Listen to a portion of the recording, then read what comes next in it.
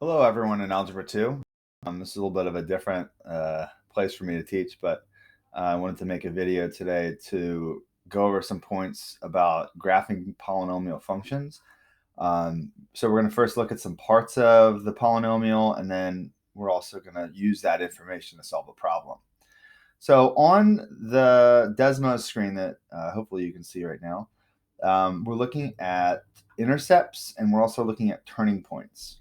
So the first intercept we can identify as our x-intercept, and that's at 2, 0. We can also see a y-intercept at -0, -4. This function, because it's a third-degree polynomial, could have up to 3 x-intercepts. This one just happens to have 1, but this could have 2 or it could have 3. So we're all however, there's only going to be one y-intercept. So in terms of looking at turning points, we're looking for this point right here, which has a little dot already on it. This is a maximum because and you may remember this from looking at chapter 4, it's the highest point in this part of the graph. So it's not in all the most maximum point. It goes to positive infinity over here, but just in this little area, it's the maximum point. And then there's also this minimum over here at 0.816. And just like it's not the lowest point in all, but in this little area where it curves, it's the lowest point. So we got maximum, we got minimum, and we have our intercepts. So how can we use this to solve a problem? So this is the example that we're going to be looking at today. So imagine we have a rectangular piece of cardboard, and it's 16 inches by 20 inches. We're going to make cuts on each of the corners. We're going to cut out a cube on each of the 4 corners so that when we fold the sides up from what's remaining, we'll have a box. It'll have a base and it'll have 4 sides, no top. So we want the box. We don't just want it to be any old box. We want the box to have the greatest possible volume. So we're going to use polynomial functions to do this. So we're going to start with this idea of in a rectangular box, we're really looking at the volume, and we're going to use the volume formula for a rectangular prism, which is very simple.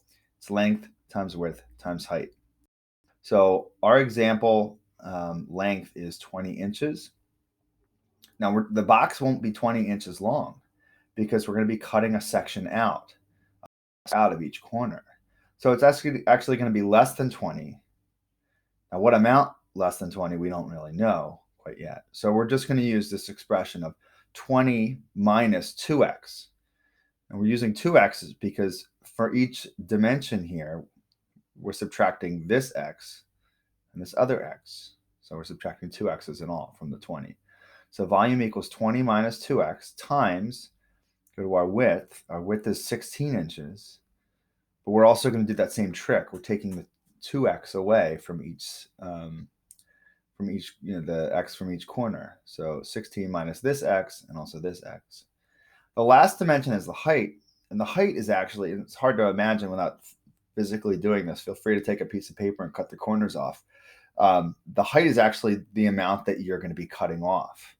So that's going to make up the height, and that's x. So when you go over to Desmos and type the function y equals 20 minus 2x times 16 minus 2x times x into Desmos, you'll see something that looks like this. And right off the bat, you can probably identify 3 x-intercepts.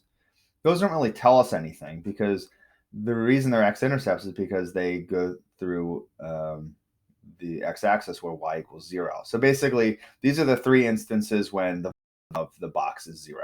Okay, when you don't cut anything, when you cut 8 inches, or when you cut 10 inches.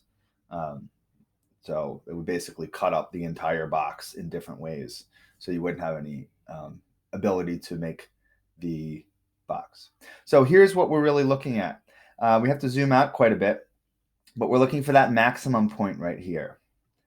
So I think the maximum is somewhere north of 400. I'm going to have to drag it up a little bit.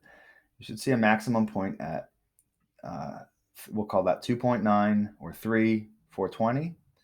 And then we can use that to solve the problem. Good luck solving the example.